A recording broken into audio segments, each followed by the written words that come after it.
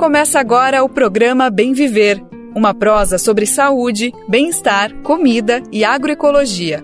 Produção Rádio Brasil de Fato.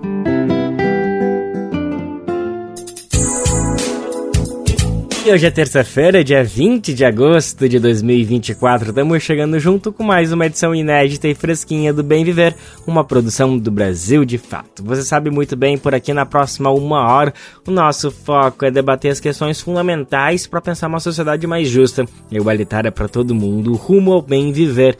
Para isso a gente fala assim sobre agroecologia, saúde, alimentação, cultura, sem deixar de lado os assuntos quentes do momento. A gente fala de política, economia, política e exterior também. Meu nome é Lucas Weber, eu te acompanho nessa boa prosa que está começando agora. Se liga nos destaques que a gente preparou para a edição de hoje. Após retirada da sede do Twitter no Brasil, que consequências podemos esperar tanto para os usuários como para a justiça brasileira? Presidente Lula se reúne com o MST pela primeira vez neste mandato. Saiba quais foram as pautas abordadas no encontro. Gabarito do Enem dos concursos sai hoje. Saiba quais são os próximos passos do CNU no Concurso Nacional Unificado. Nosso correspondente na China conta por que o país se transformou numa potência olímpica. Esses são alguns, mas são vários os destaques do programa de hoje. Bora lá, que ele só está começando. Uma notícia que circulou muito no último final de semana e todo mundo comentou e se assustou de alguma maneira foi essa decisão do Twitter, né, o atual X, melhor dizendo, de ter anunciado o fechamento dos escritórios no Brasil. Foi uma decisão divulgada no sábado, dia 17. A rede social do bilionário Elon Musk anunciou essa decisão, adivinha, numa postagem no Twitter, em que ele culpava supostas ameaças do ministro do Supremo Tribunal Federal, Alexandre de Moraes, contra os funcionários do Twitter, agora ex-funcionários, porque foram demitidos todos os que atuam aqui no Brasil. A gente está falando de 40 pessoas. Mas afinal, o que aconteceu? Não dá mais para usar o Twitter no Brasil? Não, não é isso. Está todo mundo usando essa rede social da mesma maneira. Ou será que não? Ou será que mudou alguma coisa? Enfim, para entender melhor que situação é essa, que cenário é esse, a gente tem mais uma vez o prazer de receber aqui uma especialista que já nos ajudou a resolver outras questões do gênero, que é a professora Fernanda Rodrigues, ela que é doutoranda em Direito pela Universidade Federal de Minas Gerais, a UFMG, e é coordenadora de pesquisa do Instituto de Referência Internet e Sociedade, o IRIS. Professora Fernanda, mais uma vez, muito obrigado por atender o Brasil de Fato. Vai ser um prazer falar contigo, ainda mais sobre um assunto tão difícil de entender, mas que faz parte do nosso dia a dia. Então a gente é obrigado a interagir com essas informações que estão vindo e a senhora que vem nos ajudar tanto. Muito obrigado, viu, Fernanda? Imagina, obrigada. Obrigada pela oportunidade de estar aqui de novo. Espero poder contribuir para a gente entender melhor esse cenário. Exatamente. Fernanda, professora, vamos começar com o básico, que as pessoas já perceberam, né? Quando surgiu a notícia, apareceu, será que meu aplicativo vai sumir do celular? Não é isso. Mas vamos entender, afinal, o que aconteceu. O Twitter, a princípio, vai seguir disponível. O que aconteceu é que saiu o escritório do Twitter no Brasil. Afinal, qual que é a diferença disso? O que a gente precisa entender dessa decisão para começar nosso papo, professora? Então, eu acho que isso é uma pergunta inicial bem fundamental, né? O aplicativo, o Twitter, o X, ele não vai deixar de funcionar no Brasil, como você bem disse. O que aconteceu realmente foi que, sucedendo aí uma série de eventos conflituosos, por assim dizer, entre o Elon Musk e o Poder Judiciário brasileiro, principalmente na figura do ministro Alexandre de Moraes, a plataforma decidiu remover a sua sede aqui no Brasil, o seu escritório, mas manter as suas operações e prestação de serviço aqui. O problema é que a gente ainda precisa justamente entender quais vão ser as repercussões desse tipo de decisão, considerando que o fato de ter um escritório no Brasil poderia facilitar, por exemplo, o cumprimento justamente de medidas judiciais determinando a remoção de conteúdo na plataforma. Certo, é algo natural de se esperar. Se é uma empresa internacional que tem ampla abordagem, ampla aceitação no Brasil, se espera que tenha minimamente um escritório com funcionários capacitados falando em português para poder dialogar com as demandas. E aqui a senhora trouxe uma questão que eu acho que é o cerne, que é justamente responder a demandas judiciais, mas me parece que vai além disso. Vai ter questões básicas das próprias pessoas terem dúvidas sobre, por que minha postagem foi apagada, por que eu estou recebendo tais informações, enfim, me parece que existe uma comunicação que quando tem um escritório com funcionários falando falando em português e conhecendo a realidade do país, ajuda muito a usabilidade do aplicativo. É também por aí, professor, a gente também tem que entender que o usuário de alguma maneira vai ser prejudicado com a inexistência de um escritório dessa grande empresa no Brasil? Infelizmente, sim. Na verdade, a gente já tem visto, assim como em outras Big Techs, o Twitter reduzindo a sua equipe de funcionários. Acho que principalmente desde o ano passado, assim, a gente tem visto uma redução da equipe, em especial daquelas de moderação de conteúdo, e isso já estava gerando impacto no conteúdo que era disponibilizado na plataforma, né? Talvez as pessoas tenham visto conteúdos que não viam anteriormente, e isso pode decorrer aí de um impacto relacionado a essa redução do time de moderação de conteúdo. O problema da gente não ter mais um escritório dedicado no Brasil, eu acho que agrava justamente a situação, como você comentou, né, para os usuários brasileiros e brasileiras. Com a retirada dessa equipe aqui no nosso país, a gente imagina que pode ter impactos negativos na moderação de conteúdo em relação ao português, em relação à nossa língua, uma falta de compreensão aí de questões específicas relacionadas ao nosso contexto, justamente por não ter um time dedicado a compreender a nossa realidade. Então, isso passa desde um suporte que a gente necessite para denunciar um conteúdo ou para reaver um conteúdo que a gente entendeu que foi moderado de forma equivocada, mas também para situações talvez mais cotidianas e ainda mais tensas, como, por exemplo, tentar recuperar a conta depois de um hackeamento. A gente sabe que para isso, normalmente, a gente precisa entrar em contato com o suporte da plataforma e não ter uma equipe de atendimento aqui no Brasil pode fazer com que esse processo se torne mais moroso ou até mesmo que não ocorra da forma como a gente gostaria. Ótimo. Então, para destrinchar um pouco mais, por exemplo, existem muitos ataques racistas, misóginos, que acontecem com algumas especificidades do Brasil, né? Por exemplo, vai lá uma pessoa e faz um comentário, e aí alguém vai lá e pega essa fala e faz um meme, e que um brasileiro, uma pessoa que é daqui, que conhece o nosso contexto, que tem nossas referências, consegue perceber, gente, isso é um ataque claramente racista. Quando, por exemplo, uma pessoa, por mais que seja super bem informada, um técnico do Twitter que atua nos Estados Unidos, talvez olhe para essa postagem e não consiga fazer a ligação. Meme é uma coisa muito específica. Então a gente pode esperar daqui para frente, algo que a senhora já vem relatando, mas que talvez se agrave ainda mais, é que é uma permissão, digamos assim, de que mais ataques racistas, homofóbicos e das mais diversas ofensas circulem com mais virulência, com menos barreiras? A gente pode esperar esse tipo de resposta desse fechamento do escritório agora, Fernanda? Infelizmente, essa é uma preocupação bem possível mesmo. É claro que o Twitter, assim como outras plataformas, possuem seus times de moderação global, mas a gente sabe a diferença que faz ter um escritório sediado no país para o atendimento desse tipo de demanda. Então, acho que fica o sinal alerta, que já estava em alerta antes, na verdade, né, desde que a gente teve essas reduções nos times de moderação da plataforma, mas principalmente agora, sabendo que não tem pessoas para mediar essa relação específica aqui de conteúdo, de produção de conteúdo de pessoas que são usuárias no Brasil. E aí eu acho que uma preocupação ainda maior nesse contexto é justamente porque no início desse mês o Twitter havia assinado um memorando junto ao Tribunal Superior Eleitoral para a adoção de medidas relacionadas a conter a desinformação, principalmente agora nesse período que está se aproximando das eleições.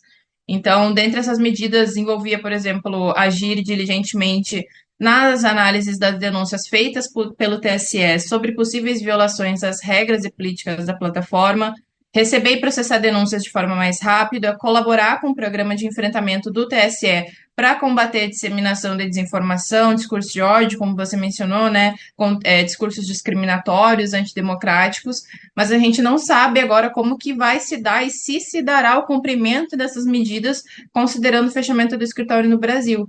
E como a gente está aí perto das eleições municipais, isso se torna ainda mais grave, porque a gente não sabe, a gente ainda não foi capaz de dimensionar, apesar de já ver, de certa forma, né, o impacto que esse tipo de conteúdo disseminado através de redes sociais tem no nosso pleito eleitoral.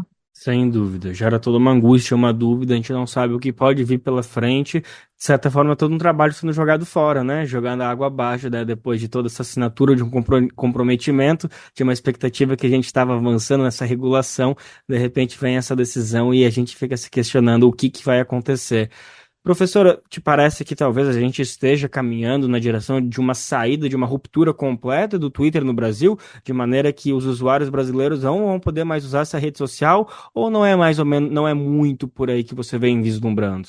Essa é uma pergunta difícil, assim. Eu acho que a gente não tem como negar o peso que o Twitter, né, o X tem no Brasil. A gente tem milhares de usuários que utilizam a plataforma aqui, ela tem grande relevância.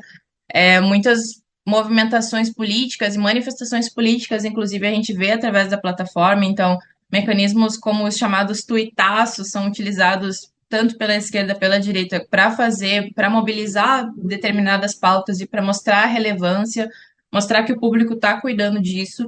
Então, eu acho que é muito difícil a gente pensar na plataforma parando de funcionar aqui no Brasil. Até mesmo decisões judiciais determinando suspensão de sites e espaços em aplicativos de mensageria, às vezes, já são difíceis de cumprir. A gente sabe que tem todo um elemento por trás do que efetivamente significa derrubar um site, e eu acho que quando a gente está falando, né, de dificuldades em relação às plataformas, é, desativar, né, fazer com que ela pare de funcionar, talvez não seja a primeira saída que deve ser adotada assim por outros meios. Então eu acho que a gente tem um longo caminho aí pela frente, essas animosidades, por assim dizer, entre o Elon Musk e o Poder Judiciário vem pelo menos se acirraram, na verdade, né, desde abril desse ano ali, quando a gente teve o vazamento daquele caso do Twitter Files Brasil.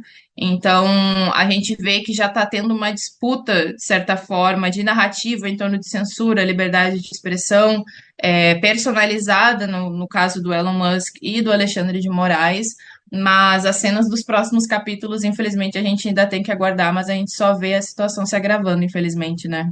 Sim, uma cena, uma série, um roteiro de novela mexicana de uma série de algum canal de streaming perfeito, né? Os próximos capítulos, a ansiedade. Mas infelizmente não era para ser assim, porque a gente está falando de coisa séria, de coisa muito importante que pode determinar o rumo de eleições, por exemplo, e não só isso, tantos ataques cotidianos, violentos, de discriminação, que podem acabar sendo permitidos justamente por uma falta de cuidado e de atenção de pessoas especializadas na nossa cultura aqui agindo na moderação desses comentários dentro da plataforma. Então, Fernanda, nesse momento te parece que talvez seria necessário uma atuação, seja do próprio Poder Judiciário ou talvez do governo federal, de alguma maneira exigindo que o Twitter só poderia agir no Brasil se tivesse um escritório aqui, ou não é muito por aí que você imagina, você espera uma reação de algum poder brasileiro? Como que a gente precisa ver a reação que o Brasil precisa ter diante desse movimento de Elon Musk? Então, eu acho que é muito difícil dar a palavra final sobre o que precisa ser feito nesse caso com tamanha sensibilidade política, né? Eu acho que algumas questões, no meu ver, poderiam nortear esse debate. A primeira delas é que, apesar de eventualmente as pessoas terem discordâncias ou não não concordarem, por assim dizer, com decisões judiciais, o melhor espaço para isso ainda para recorrer em relação a esse tipo de decisão, ainda é a própria justiça, ainda é o próprio poder judiciário para a gente conseguir lidar com esse tipo de situação. Então, me preocupa nesse ponto o descumprimento reiterado de decisões judiciais determinadas à plataforma do X, ainda que o Elon Musk, ou enfim, quem esteja lá por trás, não concorde. Eu acho que é importante, primeiro, o respeito ao Poder Judiciário brasileiro, o respeito ao nosso Estado democrático de direito, que tem como um dos poderes esse Poder Judiciário, e aí trazer a ampla defesa, trazer as discordâncias dentro desses processos, ou, enfim, por meio de conversas com esse poder justamente reconhecendo o seu espaço e a soberania que o próprio Estado brasileiro tem nessa discussão. Então, eu acho que é muito perigoso esse caminho de postagens via rede social, principalmente, para traçar uma discussão que tem importância para o país inteiro. Então, a gente não está falando de uma pequena picuinha de pessoas, mas sim sobre a repercussão que uma plataforma de rede social tem sobre o debate político no nosso país. E então eu acho que definitivamente a polarização, como a gente está vendo agora, não é o caminho. Mas aí, para dizer efetivamente qual é o melhor, né, o melhor caminho, a melhor jornada que toda essa história deveria tomar, eu acredito que passa justamente por esse respeito às nossas instituições e o respeito ao nosso Estado e à nossa soberania. Sem dúvida alguma, sem dúvida alguma.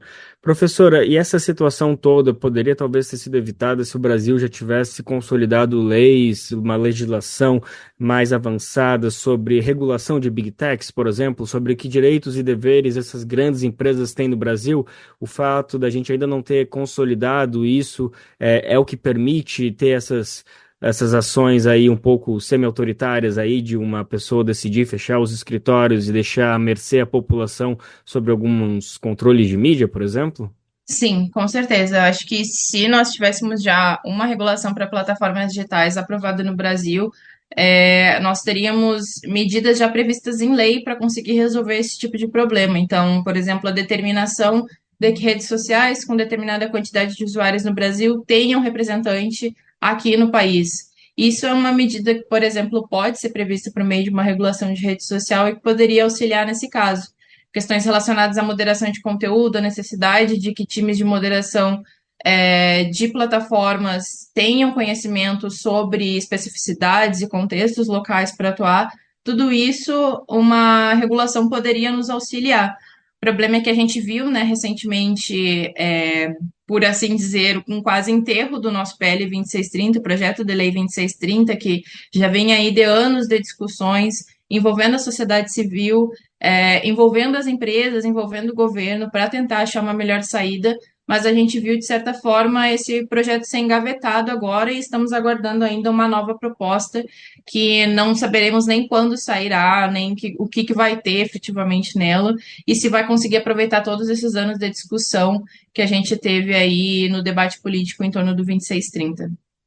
E lembrando que justamente esse projeto de lei ele estava vindo, né, como uma grande esperança, como é, uma grande referência para a gente avançar nesses debates, e esse enterro, como você muito bem usou essa palavra, veio justamente nesse período de abril, quando se acentuou um embate entre Elon Musk e o Poder Judiciário brasileiro, e aí numa manobra ali o presidente da Câmara dos Deputados, Arthur Lira, disse que aquele não seria mais o projeto que seria votado, e um novo está em formulação, mas a gente ainda está nesse estágio de um novo está em formulação, nenhuma novidade. Mas esse PL das fake news, por exemplo, ele trazia alguns indicamentos que poderiam nos poupar dessa discussão que a gente está tendo nesse momento. É isso, né, professora?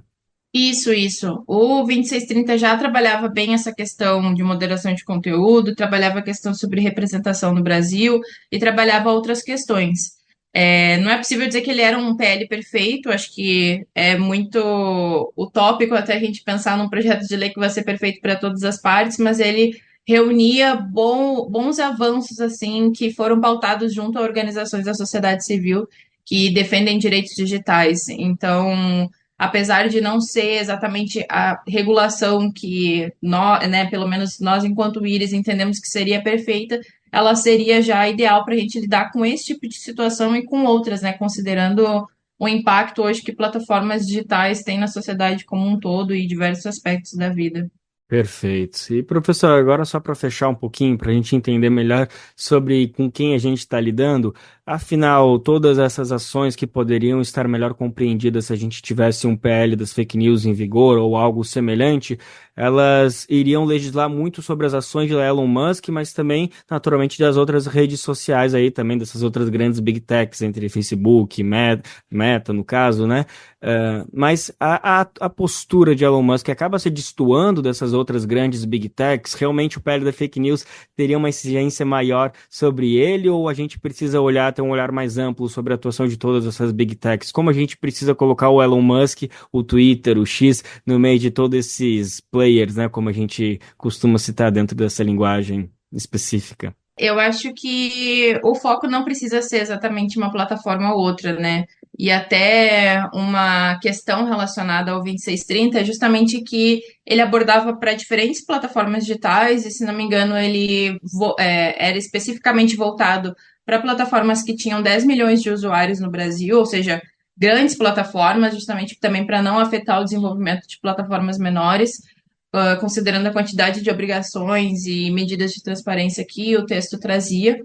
Mas ele ia até muito mais do que essa ideia de fake news, né? Eu acho que a gente conheceu o PL 2630 como PL das fake news, pelo seu conteúdo inicial, mas ele se tornou muito mais complexo ao longo do tempo, trazendo essas outras diferentes questões, tratando sobre aplicativos de mensageria privada, tratando sobre moderação de conteúdo, tratando sobre sanções, enfim, sobre uma série de questões que, no todo, visavam regular diferentes grandes plataformas digitais, diferentes, e que tinham esse impacto, né, justamente por ter uma grande quantidade de usuários, tinha um impacto diferenciado aqui no contexto brasileiro.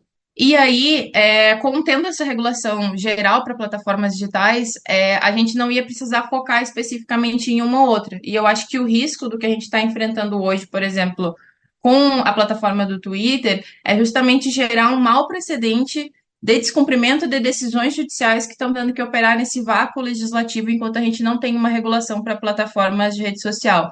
Então, se a gente tivesse uma já trazendo os regramentos, talvez o Poder Judiciário teria seu trabalho facilitado no sentido de buscar fazer com que as plataformas observassem o texto da lei e aí assegurar que todas também tivessem esse tratamento isonômico, né? E não diferenciar de uma para outra. Então, a partir de 10 milhões de usuários, observados os requisitos, todas devem seguir essa lei geral prevista. Tudo isso se a gente tivesse o PL da fake news ou algo que o valha em vigor, que não é o caso. Na verdade, a gente ainda está aí em busca de algo para chamar de nosso, de um PL que consiga regulamentar a atuação das Big Techs e dar mais regras fundamentais para esse mundo da internet. Bom, a gente acabou de conversar com a professora Fernanda Rodrigues, ela que é doutoranda em Direito pela Universidade Federal em Minas Gerais e coordenadora de pesquisa do Instituto de Referência Internet e Sociedade, o IRIS. Ela nos ajudou a entender, afinal, que decisão foi essa da retirada do Twitter no Brasil, da retirada de um escritório físico e da demissão de todas as pessoas que atuavam no Brasil. Isso em relação ao Twitter, o atual X, o antigo Twitter, o atual X. Professora, muito obrigado pela disponibilidade mais uma vez de conversar com o Brasil de Fato, viu? Imagina, eu que agradeço. Obrigada. Quer saber onde encontrar livros bons, baratos e com conteúdos que te ajudam a entender a situação atual do Brasil e do mundo? Na Expressão Popular.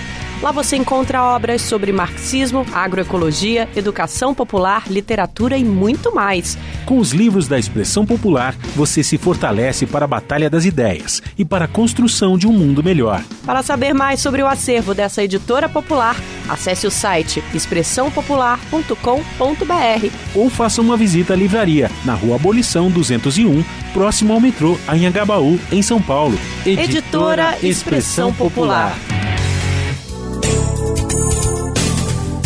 Vamos aproveitar para lembrar um recadinho super bacana que a gente não se cansa de falar todos os dias aqui no programa. Sabia que dá para retransmitir de graça o Bem Viver aonde você estiver, em qualquer canto do Brasil. A gente envia o nosso programa cedinho da manhã para você retransmitir aí na sua rádio comunitária, educativa, regional, onde você estiver, o nosso programa chega. E a gente agradece demais se você se soma nessa nossa missão de repercutir o programa de norte a sul, leste a oeste do país. São mais de 400 emissoras que todos os dias estão com a gente nessa. Se você tem disponibilidade e interesse, vai em Como Ser Uma Rádio Parceira lá no nosso site, radiobrasildefato.com.br. Então acessa nosso site que logo ali no menu superior vai ter essa opção Como Ser Uma Rádio Parceira. E aí você segue as instruções para entrar junto com a gente nessa.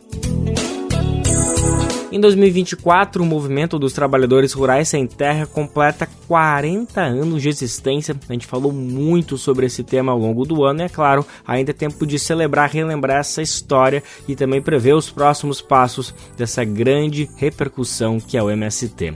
Ele é considerado um dos mais longevos e talvez um dos maiores movimentos de trabalhadores do campo na América Latina, com uma larga trajetória de luta pela reforma agrária, alimentação saudável, defesa do meio ambiente e dos direitos da classe trabalhadora também.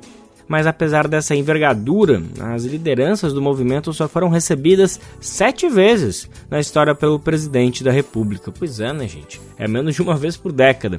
E uma delas, olha só, aconteceu no último final de semana. A 7ª edição, o 7º encontro, melhor dizendo, aconteceu nesse último final de semana. Pela primeira vez nesse 3º mandato, o presidente Lula recebeu integrantes da coordenação do MST em pauta a reforma agrária, a violência no campo, a crise ambiental social e a reconstrução do estado do Rio Grande do Sul. A nossa reportagem acompanhou os detalhes do encontro e quem está aqui para falar mais detalhes para a gente é Pedro Stropassolos. O presidente Luiz Inácio Lula da Silva recebeu neste sábado, dia 17, a direção nacional do Movimento dos Trabalhadores Rurais Sem Terra na Granja do Torto, em Brasília. No encontro, as lideranças discutiram com o presidente temas como reforma agrária, violência no campo e crise ambiental. A reunião entre Lula e a direção do MST foi a primeira realizada neste terceiro mandato do presidente.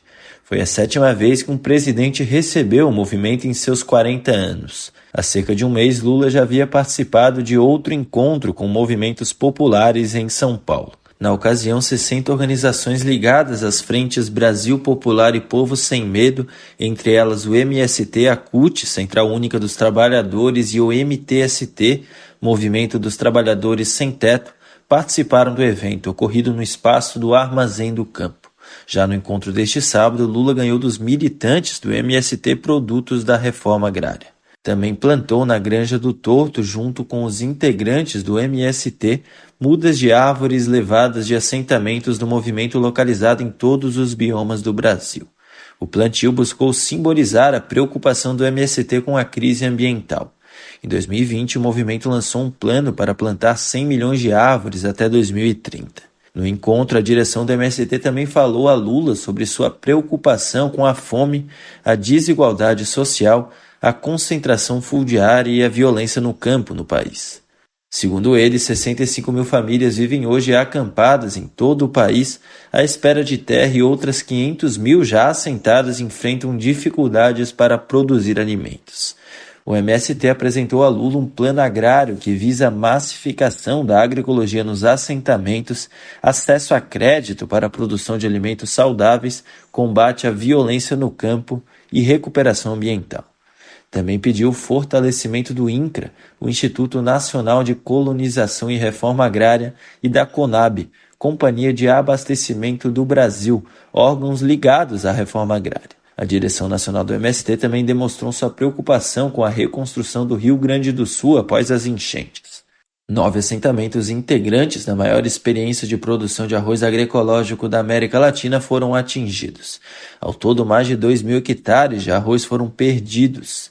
O MST disse ao presidente que reconhece que o momento político do país é delicado, mas ressaltou que a saída passa pela garantia das conquistas da classe trabalhadora e pelo combate à fome por meio da reforma agrária.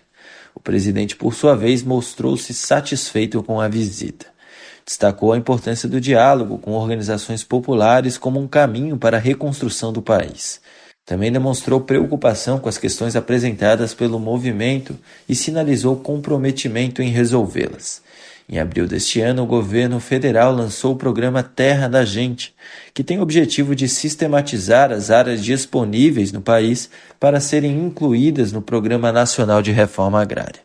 O anúncio ocorreu em meio ao chamado Abril Vermelho, quando o MST organizou uma série de ações por todo o país para cobrar agilidade na realização da reforma agrária. À época, Gilmar Mauro, da direção nacional do movimento, declarou que se tratava de uma espécie de compensação social e não um programa de reforma agrária. A relação com o governo federal e o avanço dos processos de regularização fundiária devem estar na pauta de discussões do próximo sábado. Da Rádio Brasil de Fato, com informações da redação em São Paulo, Pedro Stropassolos. Será divulgado hoje, para segurar as emoções de todo mundo, o gabarito da prova do Concurso Nacional Unificado, chamado Enem dos Concursos. A prova foi aplicada no último domingo, Quase 1 milhão de pessoas realizaram os testes. A nossa repórter Caroline Oliveira nos conta agora os próximos passos do CNU. O cronograma do Concurso Nacional Unificado prevê a divulgação preliminar dos gabaritos das provas objetivas para esta terça-feira, 20 de agosto. Candidatas e candidatos tiveram acesso aos cadernos de provas após a finalização do exame realizado neste domingo 18. Eventuais recursos sobre as questões formuladas ou sobre os gabaritos divulgados devem ser apresentados entre 20 e 21 de agosto. No dia 10 de setembro está prevista a disponibilização da imagem do cartão resposta. As notas finais das provas objetivas e os resultados preliminares dos exames discursivos devem sair em 8 de outubro. Entre esse mesmo dia e o dia 9 de outubro, participantes poderão solicitar a revisão das notas do exame discursivo. Quem for convocada ou convocado receberá informação para enviar títulos para a etapa de avaliação também em 8 de outubro. O prazo para a disponibilização dos documentos por meio eletrônico vai de 9 a 10 de outubro. Em 4 de novembro será divulgado o resultado preliminar da avaliação de títulos. Caso seja necessário, os candidatos poderão interpor recursos sobre esse resultado nos dias 4 e 5 de novembro. Na semana seguinte, em 17 de outubro, a organização do concurso pretende liberar as respostas aos pedidos de revisão das notas da prova discursiva. Nessa mesma data, começa a convocação para o procedimento de verificação da condição declarada. O processo para pessoas negras e indígenas, no caso dos cargos da FUNAI, vai de 2 a 3 de novembro. Pessoas com deficiência vão passar por perícia médica com avaliação biopsicossocial de 17 a 25 de outubro. Todos os resultados preliminares desses processos serão divulgados em 13 de novembro. A previsão de divulgação dos resultados definitivos do concurso é 21 de novembro de 2024. As provas do CNU foram aplicadas sem problemas que comprometessem o concurso, segundo o Ministério da Gestão e da Inovação em Serviços Públicos. Da Rádio Brasil de Fato, Caroline Oliveira. Olha só, muito importante essa iniciativa, do Concurso Nacional Unificado em juntar todas as provas dos concursos. É uma estratégia para facilitar o acesso aos certames, baratear as inscrições e também melhorar o quadro dos serviços públicos prestados pelo Brasil, além de renovar os servidores e fortalecer a atuação do Estado brasileiro. E a China, que conquistou 40 medalhas de ouro nas Olimpíadas de Paris, a mesma quantidade dos Estados Unidos, ficaram ali empatadinhos em primeiro, embora os estadunidenses tenham conseguido mais medalhas no geral. Esse excelente desempenho chinês pode chamar atenção, mas não é nada novidade não surpreende. Isso porque a China vem mantendo esses bons resultados olímpicos há pelo menos 2 décadas. Isso tem um motivo único e central: investimento. Nosso correspondente na China, Mauro Ramos, foi investigar o que os chineses têm feito para se tornarem uma potência olímpica dessa magnitude, e a gente confere na reportagem especial agora. A República Popular da China ganhou as suas primeiras medalhas olímpicas nos Jogos de Los Angeles em 1984, alguns anos após o país retomar sua filiação ao Comitê Olímpico Internacional. Nas últimas 7 Olimpíadas, desde os Jogos Olímpicos de Sydney em 2000 até os de Paris, recentemente realizados, a China se manteve entre os 3 primeiros colocados no ranking de medalhas. Depois da União Soviética, nenhum outro país do sul global havia conseguido se manter, durante várias edições dos Jogos, no topo do ranking. A coincidência não é fortuita. Pelo menos no início, o Sistema Nacional, ou Zhuguozhijie, tomou como base a experiência das políticas da União Soviética, também no que diz respeito aos esportes. A diretora do Centro de Desenvolvimento da Indústria Esportiva da Universidade de Tsinghua afirma que atualmente o foco da abordagem em relação a esportes no país está em 3 aspectos. O primeiro é o fortalecimento da função do esporte no desenvolvimento social. Há muitas políticas relacionadas a encorajar todos neste país a participar de esporte, o que chamamos de aptidão para todas as atividades. E esse conjunto de políticas está prestes a ter mais locais esportivos e instalações esportivas para todos que possam ter acesso a essas instalações a 15 minutos do seu departamento ou da sua casa. E também temos muitas competições em massa para que as pessoas comuns em geral participem delas para obter essa conquista. A segunda área tem a ver com a incorporação de cada vez mais práticas esportivas variadas no dia a dia das escolas. Este conjunto de políticas foca especialmente em competições e eventos, e também em combinar esportes com turismo. Então, hoje em dia, temos um conjunto de políticas como eventos de competição que devem ir para a comunidade, eventos de competição devem ir para o shopping, os eventos de competição devem ir para a área interessada no destino turístico mais famoso. O terceiro aspecto, segundo a professora da Universidade de Tsinghua, está relacionado à promoção do esporte no desenvolvimento econômico do país. Este conjunto de políticas foca especialmente em competições e eventos, e também em combinar esportes com turismo. Então, hoje em dia, temos um conjunto de políticas como eventos de competição que devem ir para a comunidade, eventos de competição devem ir para o shopping, os eventos de competição devem ir para a área interessada no destino turístico mais famoso. Em 2022, a Comissão Nacional de Desenvolvimento e Reforma, o principal órgão de planejamento econômico da China, anunciou um investimento de mais de 2 bilhões de yuans para construir 185 instalações esportivas. Isso incluiu parques esportivos, academias e instalações públicas para esportes ao ar livre. No final do ano passado, o país anunciou um plano de ação até 2025 para investir o equivalente a mais de 2 bilhões de reais na construção e melhoramento de instalações e serviços esportivos ao ar livre, voltados para a população em geral. O governo está investindo bastante dinheiro, mas não para financiamento de indivíduos isolados. Eu diria que o dinheiro do governo está sendo gasto nas atividades para o preparo físico para todos, especialmente na construção de infraestruturas, de instalações esportivas e de locais de exercício. De Pequim para a Rádio Brasil de Fato, Mauro Ramos. Programa Bem Viver. Sua edição diária sobre saúde, bem-estar, comida e agroecologia. Gente, um recadinho para você que acabou de chegar por aqui. O nosso programa Bem Viver vai ao ar de segunda a sexta-feira, sempre a partir das 11 horas da manhã. Ele vai ao ar para o mundo inteiro nos ouvir pela radiobrasildefato.com.br via internet. Logo depois, a vez da nossa parceira de primeira hora, RBA, a Rádio Brasil Atual transmite o programa aqui em São Paulo. Lembrando que ele também fica disponível nas principais plataformas de podcast e você também pode ouvir a hora que você quiser lá no nosso site. Vai em radiobrasildefato.com.br que tem todas as edições do Bem Viver disponíveis para você fazer download, ouvir, compartilhar. Enfim, vai ser uma alegria saber que a gente está contando com a sua escuta. Se alimentar como um ato político e comida sem veneno? O Armazém do Campo reúne as duas coisas com a agricultura familiar orgânica e agroecológica dos assentamentos da reforma agrária. São várias lojas espalhadas pelo Brasil com produtos do Movimento Sem Terra, MST, além de atividades culturais, cafeteria e almoços coletivos. Encontre o Armazém do Campo mais próximo de você pelas redes sociais e venha. Traga sua família e amigos para conhecer um novo jeito de comer bem.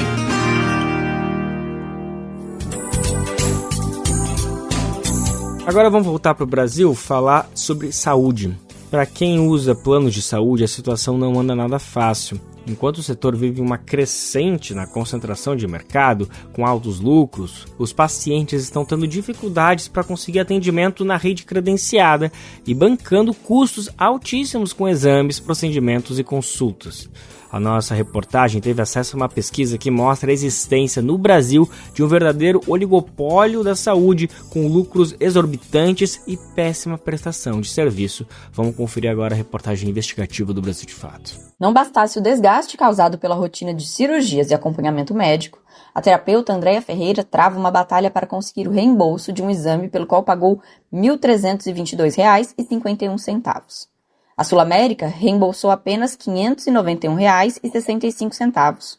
Usuária do Plano de Saúde Sul América desde 1999, Andréia era habituada a realizar os procedimentos médicos no Hospital AC Camargo, em São Paulo. Diagnosticada com lesões precursoras do câncer de mama, ela passou por 5 cirurgias entre 2021 e 2022, quando soube, sem aviso prévio, que a unidade de saúde não faria mais parte da lista de credenciadas da Sul América. A partir daquele momento, Andréia teria que desembolsar altos valores pelos procedimentos que até então eram custeados pelo plano.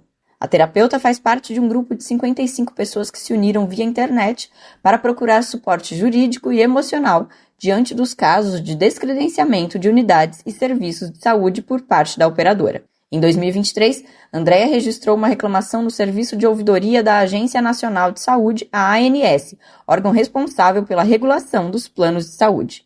Naquele ano, a agência registrou 29.462 queixas contra o Grupo Sul América. Somente em julho de 2024, foram 2.655 reclamações. Na plataforma Reclame Aqui, a Sul América soma 33.034 contestações. Dessas, 6.482 foram registradas nos últimos 6 meses e 1.613 mencionam a palavra Rainbow. Outras falam sobre descredenciamento e descaso com os clientes. Usuária do Plano Sul América há 29 anos, a jornalista Cris Braga engrossa o coro dos descontentes. Ela teve 2 cânceres de mama e, para realizar os procedimentos mais recentes, precisou de suporte jurídico. Contratou advogados e conseguiu, por meio de liminares, ter acesso ao tratamento. Mesmo assim, os advogados tiveram que atuar muito para fazer valer a decisão. No início, mesmo com a liminar, os meus advogados tiveram que ser muito firmes para que eu conseguisse fazer os meus exames, viu? E por isso que eu te falo que eu morro de medo de uma recidiva, que eu fico pensando, e uma cirurgia, ainda mais agora sem reembolso, né? Que agora eles estão obrigando você a pagar para poder fazer. E numa químio, numa rádio, sim, é impossível que não se pense sobre isso. Assim como Andréa, Cris passou a lidar com as recusas de atendimento após a compra do Sul América pela Rede D'Or, grupo liderado pelo médico e empresário Jorge Moll Filho. Ele integra a lista dos 69 bilionários brasileiros da revista Forbes. Conforme a publicação, a rede da família Moll administra mais de 30 hospitais no Brasil. Mas esse domínio vai além. Segundo o estudo conduzido pelo pesquisador Eduardo Magalhães Rodrigues, pós-doutor em Economia Política pela PUC de São Paulo, a Rede D'Or tem 77 empresas. É a mais abastada entre o que ele chama de as 7 Irmãs, um grupo do ramo da saúde que controla outras 192 corporações no Brasil. Ao lado da Rede D'Or estão Dasa, Eurofarma, Amil, Axé, Apvida e Notre Dame. Esta última, líder de queixas no Reclame Aqui, com mais de 101 mil registros. Juntas, essas gigantes fazem parte de um grupo de 1% das empresas que controla quase 25% de toda a economia corporativa brasileira. Na pesquisa, Magalhães alerta sobre o impacto dessas megaestruturas econômicas na vida dos usuários da rede privada de saúde, afirmando que elas fazem o que querem. De acordo com a advogada Marina Paulelli, do Instituto de Defesa dos Consumidores, o IDEC, a tendência de oligopólio na área da saúde vem sendo observada há pelo menos 10 anos. No passado foi muito comum ver, por exemplo, empresas que aparentemente tinham problemas financeiros sendo absorvidas por outras ou movimentações desse tipo. E o que se viu, principalmente de 2021 para cá, foram empresas grandes, né? Mudando a sua rede, tentando mudar um pouco do seu modelo de negócios. Em 2013, o Ministério Público Federal enviou ao Conselho Administrativo de Defesa Econômica, o CAD, um parecer alertando para os riscos de monopólio da Rede D'Or no Distrito Federal. No ano anterior, o grupo havia comprado participações no Hospital Santa Lúcia e na empresa Med Grupo, que controla os hospitais Santa Helena, Pronto Norte, Maria Auxiliadora, Renascer e o Santa Lúcia. Como já detinha o Hospital Santa Luzia e o Hospital do Coração, a Rede D'Or passou a controlar mais de 50% dos leitos de Brasília. Um inquérito civil sobre o caso chegou a ser aberto, mas foi arquivado e está atualmente sob sigilo. Segundo o ranking de bilionários da revista Forbes, o patrimônio de Jorge Moll Filho está em torno de 29 bilhões de reais e alcançou seu valor mais alto em 2021. O estudo de Magalhães ressalta que nessas configurações, a saúde é apenas um negócio como outro qualquer, onde o objetivo é conseguir o máximo possível de lucros, não importando se isso custará o bem-estar e a vida de milhões de pessoas. O Brasil de Fato entrou em contato com a Sul América, mas não obteve resposta. Da Rádio Brasil de Fato, Carolina Bataera. A ABJD é a Associação Brasileira de Juristas pela Democracia. Defende o Estado democrático de direito, a presunção de inocência, o devido processo legal e o acesso à justiça. A ABJD é a única organização do Brasil que reúne todas as categorias de juristas. Do estudante à juíza, da servidora do sistema de justiça ao defensor público. Juristas democráticos são essenciais para evitar retrocessos e avançar nos direitos e garantias. Faça parte da ABJD. Entre no site e associe-se a abjd.org.br.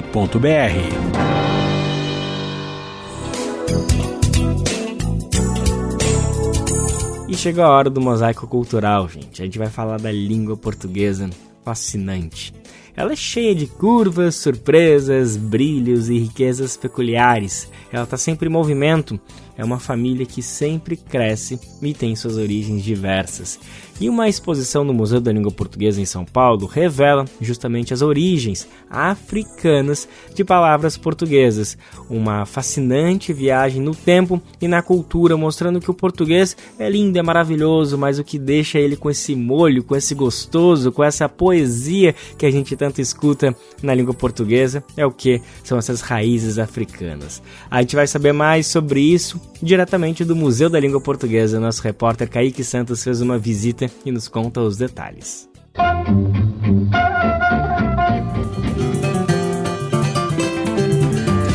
Mosaico Cultural, uma produção Rádio Agência Brasil de Fato. Dendê ou canjica, quilombo, samba e até fofoca. São algumas das palavras das línguas africanas que fazem o Brasil. Nome da nova exposição do Museu da Língua Portuguesa, na capital paulista. Línguas que tiveram e têm participação importante na configuração do nosso idioma, seja pelo vocabulário ou pela forma de pronunciar as palavras e de entoar as frases, mesmo que essa estruturação não seja do nosso conhecimento, como explica o curador da exposição, Tiganá Santana. Por razões coloniais e por força do racismo, se pensou no fato de as pessoas, claro, não terem ciência dessas presenças na sua vida, né? Na sua vida corrente, na sua vida cotidiana, no seu pensamento, na sua fala, na sua escrita, né? Então é por essa razão que toda a exposição num sentido linguístico, mais filosófico, poético, estético, né? Se direciona para lembrar ou informar as pessoas, sobretudo as pessoas que constituem o público brasileiro.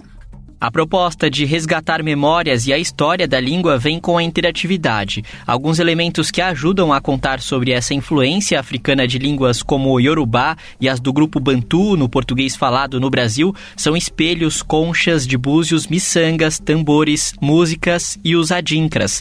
Esses símbolos africanos estão bastante presentes em portões e gradis de casas do Brasil até hoje, como o que significa a sabedoria de aprender com o passado, exalta Tiganá.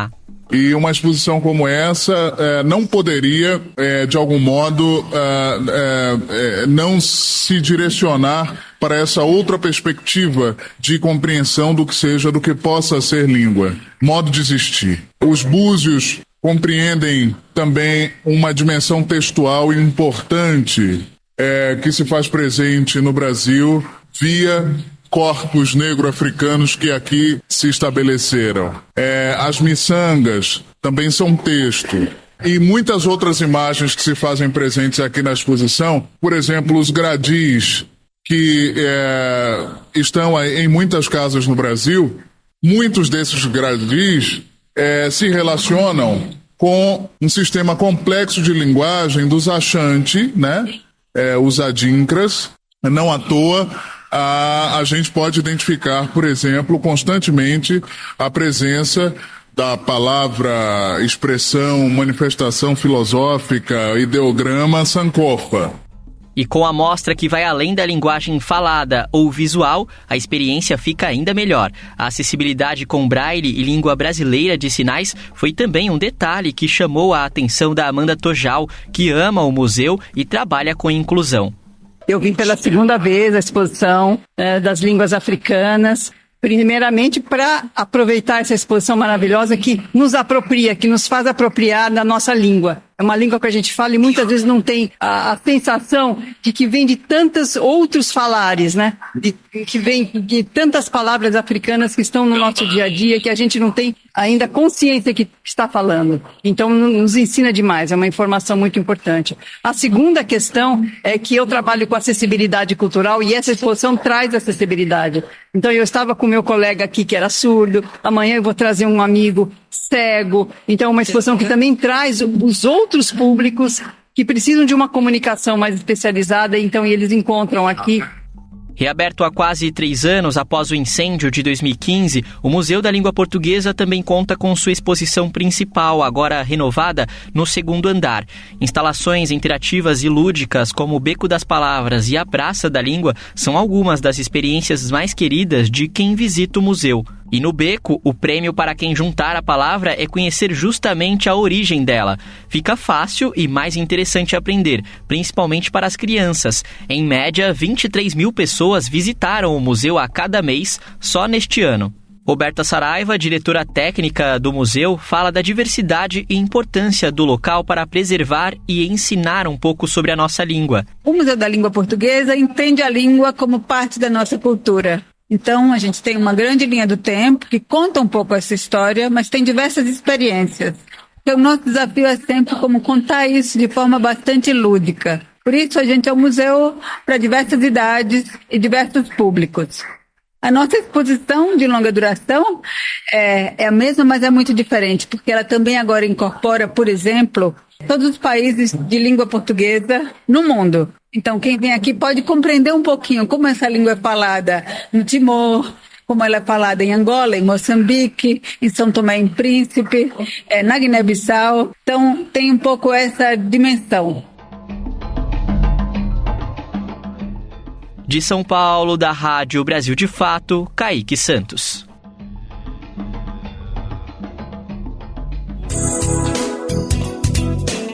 E por falar em língua portuguesa, a gente traz agora no programa um desses gênios da língua falada pelo povo, Patativa do Assaré.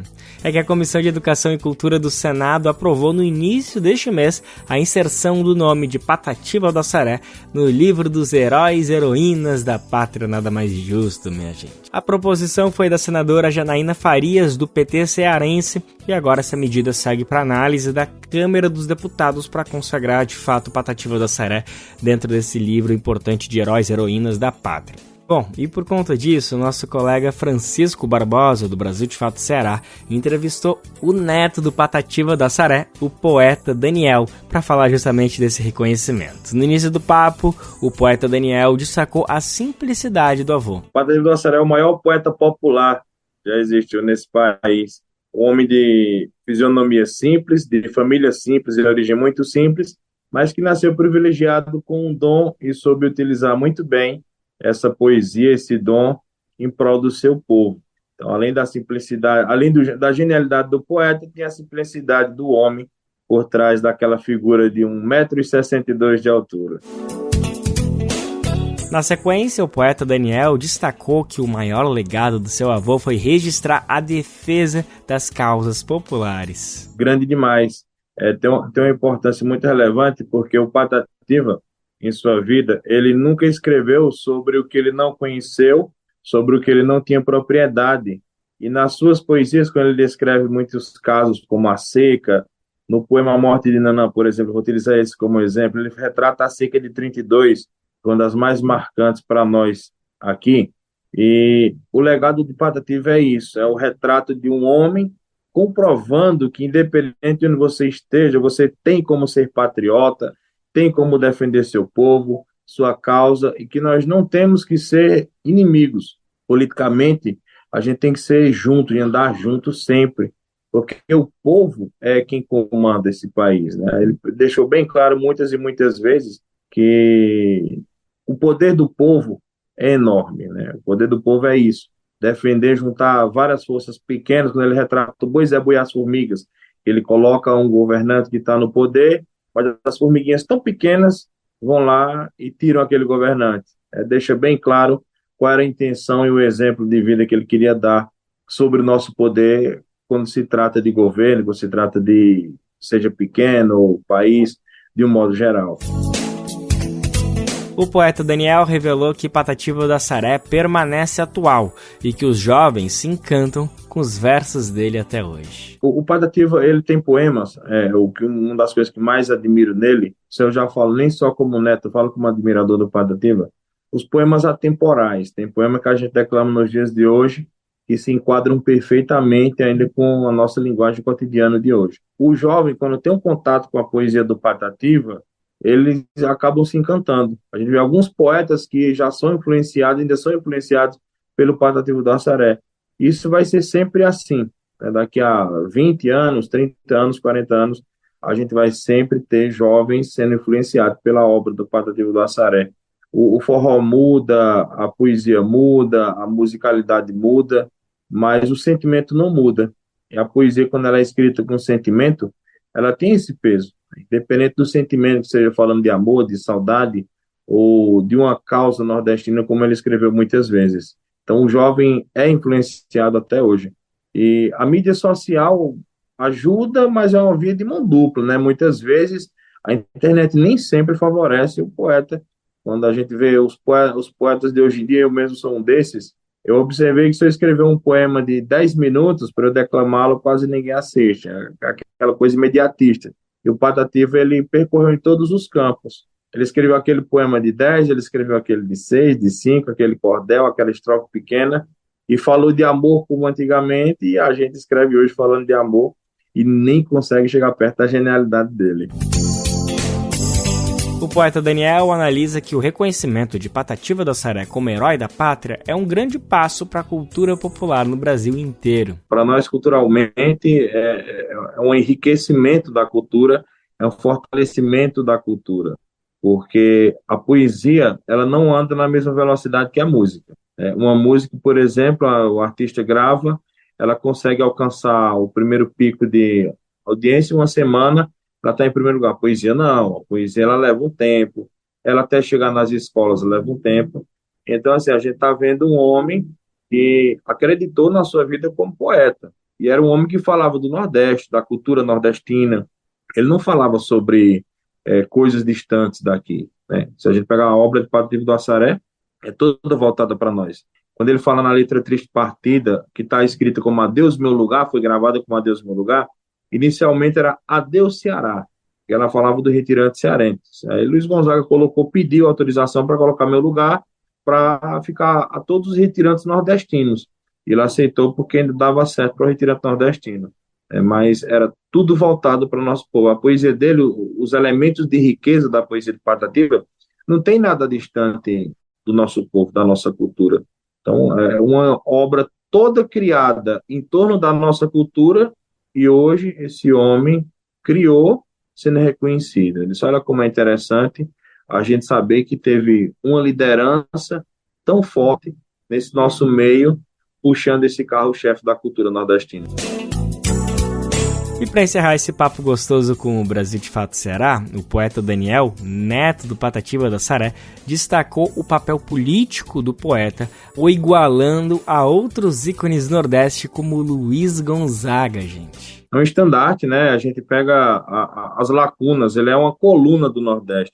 Porque se eu vou colocar aqui no nosso raio, vou colocar num raio de 500 quilômetros à nossa volta, eu pego o Patativa do Assaré, eu pego o Padre Cícero, eu pego o Luiz Gonzaga, eu pego um Virgulino Ferreira, eu pego um Cego Aderaldo, eu pego o Beato Zé Lourenço, eu pego uns nomes que quando a gente vai somando isso aí, fortalece muito a nossa cultura. Então o Patativa é uma coluna forte demais. A gente sabe, uma casa bem alicerçada, se faltando uma coluna, ela desaba. E o Patativa é uma dessas colunas, né? Não é só ele, é um grupo muito forte. Graças a Deus, nesse aspecto, o Nordeste sempre foi muito rico. Doutor me conhece? Seu doutor, só me parece que o senhor não me conhece.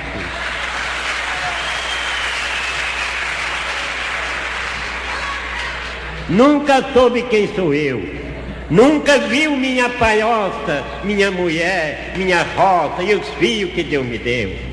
Se não sabe, escute agora que eu vou contar minha história. Tenha a bondade de ouvir. Eu sou da classe matuta, da classe que não desfruta da riqueza do Brasil. Gente, que maravilha de papo, gostoso demais essa prosa para encerrar o programa de hoje. Lembrando que quem quiser ouvir a entrevista completa do neto do Patativa do Assaré, o poeta Daniel, você pode conferir lá no site Brasil de Fato CE, na sigla de Ceará.com.br. Sou que durante a semana, com pindacina tirana, na grande labutação, modo de sustentar a família, só tem direito a 2 dias, o resto é para o patrão.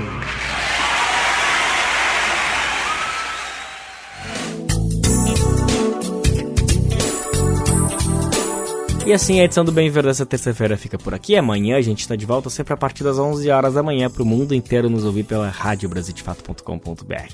Logo depois é a vez da nossa parceira de primeira hora, RBA, Rádio Brasil Atual 98,9 FM, transmitir o programa aqui em São Paulo. O programa vai ao ar em diversas rádios pelo país. A lista completa de emissoras que retransmitem o Bem Viver você encontra no nosso site na matéria de divulgação diária do programa. Aqui a gente aproveita para agradecer esses veículos por estarem com a gente.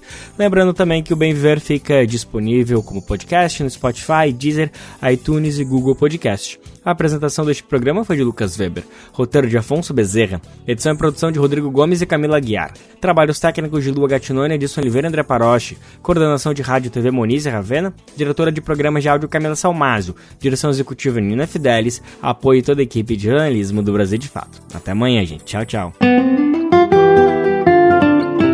Você ouviu o programa Bem Viver, uma prosa sobre saúde, bem-estar, comida e agroecologia. Produção Rádio Brasil de Fato.